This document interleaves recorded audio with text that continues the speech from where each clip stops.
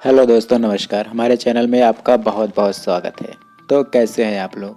उम्मीद करते हैं कि आप लोग सब ठीक ठाक होंगे और आपकी तैयारियां भी ज़ोरों से चल रही होंगी।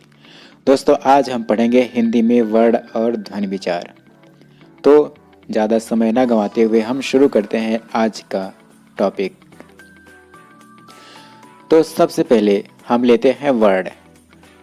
दोस्तों, संरचना की दृष्टि से वर्ण भाषा की सबसे छोटी इकाई होती है।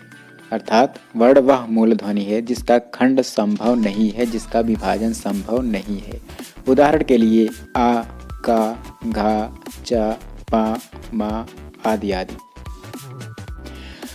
तो अगला जो टॉपिक है वो है वर्णमाला। दोस्तों, वर्णों के उच्चारण समूह को ही वर्णमाला कहते हैं। हिंदी वर्णमाला में 46 वर्ण हैं। इसके अतिरिक्त 3 संयुक्त वर्ण छ, त्र, ज्ञ, 1 मिश्र वर्ण स्र और 2 अयोगवाह वर्ण अंग और आह होते हैं।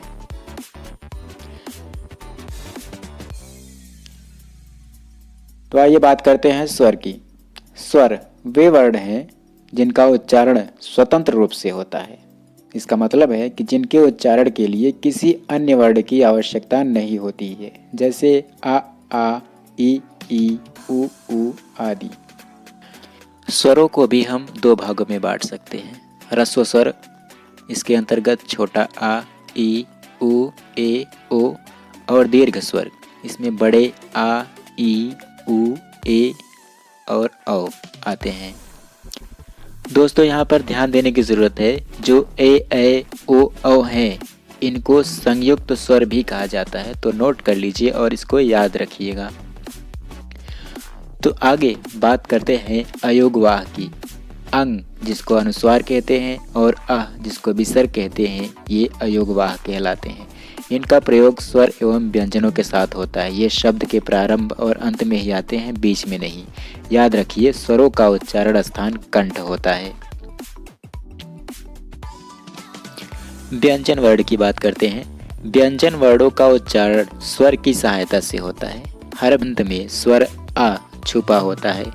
व्यंजनों की संख्या 33 होती है और ये 3 प्रकार के होते हैं: स्पर्श, अंतस्थ और ऊष्म व्यंजन।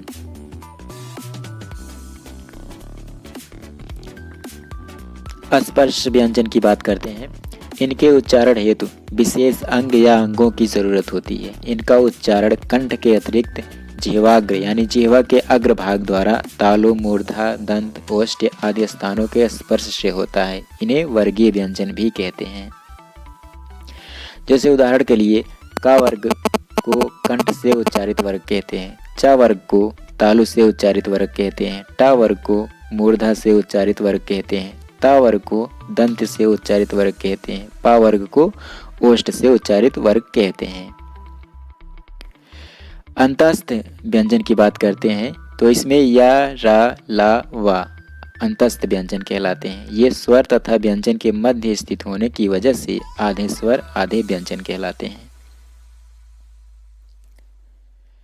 अब ऊष्म व्यंजन की बात करते हैं। श, ख, सा, ह को ऊष्म व्यंजन कहते हैं, क्योंकि इनके उच्चारण में घर्षण से उत्पन्न वायु का निष्कासन होता है। नोट कीजिए कि ढ और ढ को द्विगुण व्यंजन कहते हैं। बाह्य प्रयत्न के आधार पर व्यंजनों को हम 2 भागों में बांट सकते हैं। पहला है अल्प प्राण और दूसरा है महाप्राण। अब इनकी अलग अलग चर्चा करते हैं। अल्प प्राण जिन वर्णों के उच्चारण में मुख से निकलने वाली श्वास की मात्रा कम होती है, वे अल्प प्राण कहलाते हैं।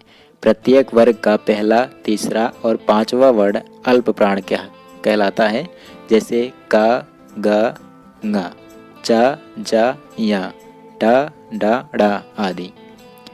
अब महाप्राण की बात करते हैं। जिन वर्णों के उच्चारण में मुख से निकलने वाली श्वास की मात्रा अधिक होती है, महाप्राण कहलाते हैं।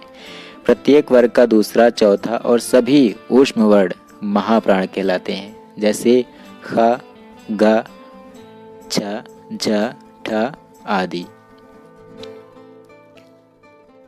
दोस्तों, ध्वनि के उच्चारण में तंत्रिकाओं में कंपन उत्पन्न होता है। कंपन के कारण वर्ण के उच्चारण के साथ जो तरंग वायु के साथ बाहर आती है उसे घोष कहते हैं।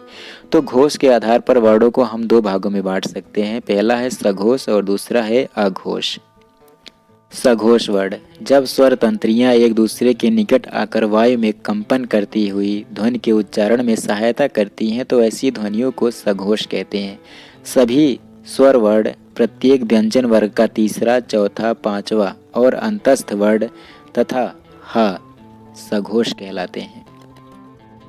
अब बात करते हैं अघोष वर्ण की। अघोष ध्वनियों के उच्चारण में स्वर तंत्रियां दूर दूर रहती हैं और वायु स्वर तंत्रियों में बिना कंपन के निकल जाती है। व्यंजन वर्ग का पहला, दूसरा और ऊष्म वर्ण का श, ख, स अघोष वर्ण है।